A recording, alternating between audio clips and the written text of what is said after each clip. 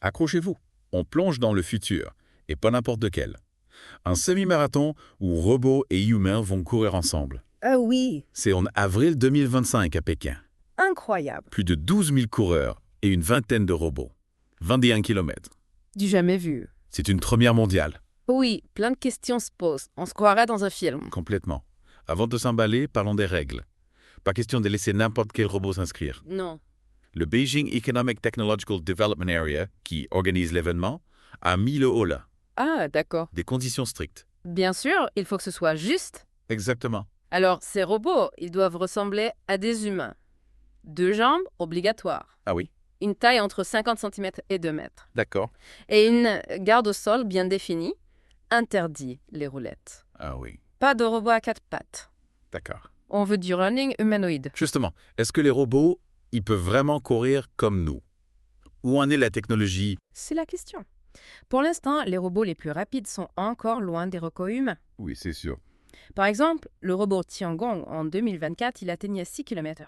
Ah oui, on est loin du peloton de tête. Mais est-ce qu'on peut s'attendre à des progrès rapides?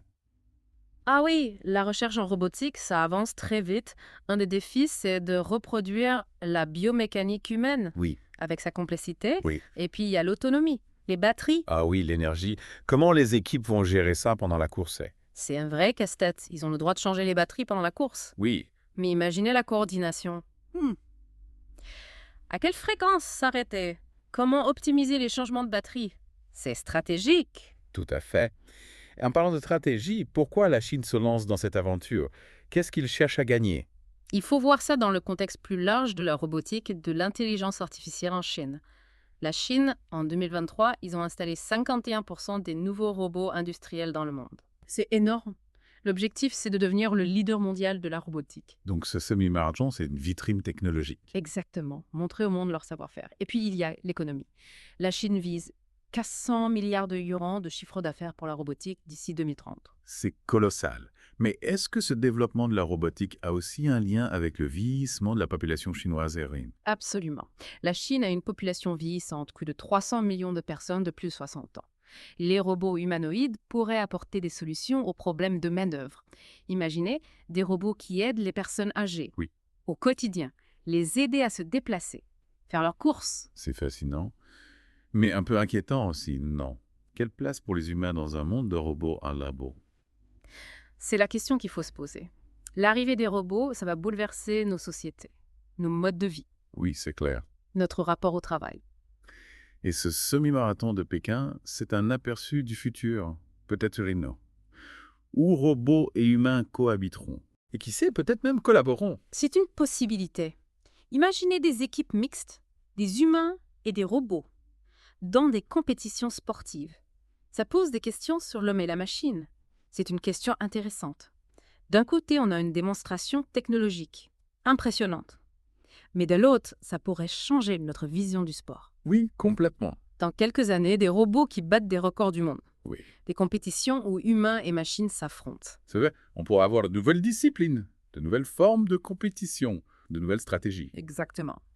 Mais avant de parler d'avenir, revenons à ce semi-marathon de 2025. Qu'est-ce qui vous semble le plus intéressant? Qu'est-ce qu'il faut observer? Il y a plusieurs aspects. Tout d'abord, voir comment les robots vont gérer la distance, l'endurance. Ah oui, c'est important. Est-ce qu'ils vont tenir un rythme constant sur 21 km/h webapnétique?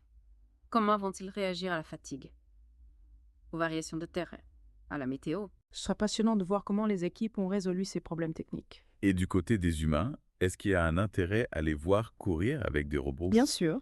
Ce sera intéressant de voir comment les coureurs humains vont réagir Oui. à la présence des robots. Est-ce qu'ils vont se sentir menacés, stimulés ou indifférents? C'est vrai. Est-ce que ça va changer leur façon de courir? On peut imaginer que la présence des robots pousse les humains à se dépasser, à aller plus loin. Oui, on a souvent vu des athlètes se surpasser face à un adversaire redoutable. Et en parlant de robots redoutables, est-ce qu'on peut s'attendre à voir des robots très performants dans ce semi-marathon? Des machines capables de rivaliser avec les meilleurs coureurs humains? C'est peu probable pour cette édition. Il faut se rappeler que la course est ouverte à tous, aux équipes universitaires, aux start-up, aux passionnés de robotique. Oui, c'est vrai. On verra sûrement une grande variété de robots. Certains très performants, d'autres furent plus expérimentaux. Le but n'est pas forcément de voir un robot gagner, mais plutôt d'observer les différentes approches technologiques, les innovations, les solutions originales. Et justement, parlons des innovations. On a beaucoup parlé des robots humanoïdes, mais il y a d'autres types de robots, non, qui pourraient participer.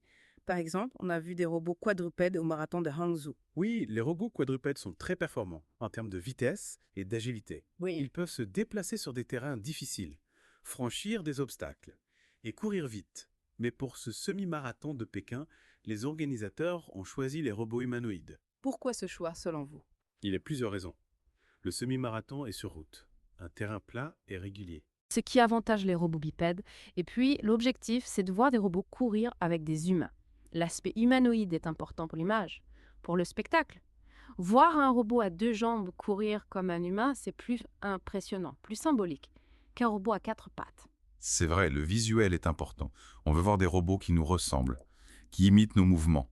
Et en parlant d'imitation, est-ce que les robots de ce semi-marathon seront tous pareils ou est-ce qu'on aura des designs différents, des approches originales? Je pense qu'on verra beaucoup de designs différents. Chaque équipe a sa vision, ses propres contraintes techniques, ses propres choix esthétiques. Oui, c'est sûr. Certains robots ressembleront beaucoup aux humains, avec des bras, des mains, une tête. Oui, d'autres seront plus simples, plus axés sur la performance, avec des jambes articulées, des capteurs sophistiqués et une silhouette aérodynamique. Donc un vrai défilé de robots dans les rues de Pékin. On a hâte de voir ça. Mais au-delà du spectacle, ce semi-marathon pose des questions sur l'avenir de la robotique, sur l'impact des robots sur nos sociétés. On en reparle dans un instant. On a beaucoup parlé de technologie, de sport, mais il y a aussi un aspect plus large, plus sociétal. Qu'est-ce que cet événement nous dit sur notre rapport aux robots, sur l'évolution de nos sociétés, Pékin? C'est une excellente question. Ce semi-marathon, c'est un peu une métaphore de notre époque, où la technologie avance très vite, où la frontière entre l'homme et la machine devient floue. Voir des robots courir avec des humains, c'est une image forte, qui nous interroge sur notre place dans ce nouveau monde, sur notre avenir. Oui, ça peut faire peur aussi. Fascination devant les progrès, devant ces machines qui peuvent nous égaler, nous dépasser, mais aussi inquiétude. Ces machines qui pourraient nous remplacer, nous rendre inutiles. Oui, c'est vrai, mais il ne faut pas tomber dans le pessimisme. Les robots ne sont pas nos ennemis. Ils peuvent être des outils pour améliorer nos vies, pour nous aider face aux défis. Le vieillissement de la population, le manque de main-d'œuvre, les changements climatiques. Donc, plutôt que de les craindre, il faut apprendre à vivre avec eux, les intégrer dans nos sociétés, intelligemment, de manière responsable. Exactement. Il faut réfléchir aux conséquences éthiques, sociales, économiques, de la robotique. Il faut des règles, des limites, pour que ces machines restent au service de l'humanité. Et ce semi-marathon de Pékin, c'est peut-être un début de réflexion. En mettant en scène des robots et des humains, dans une compétition, on ouvre le débat, on pose des questions, on invite à réfléchir. C'est ça. Au-delà du sport, c'est le message qui compte. Un message d'ouverture, de dialogue, de collaboration entre l'homme et la machine. Un message d'espoir aussi, non. Voir la technologie servir le progrès humain. Voir les robots et les humains travailler ensemble, pour un avenir meilleur.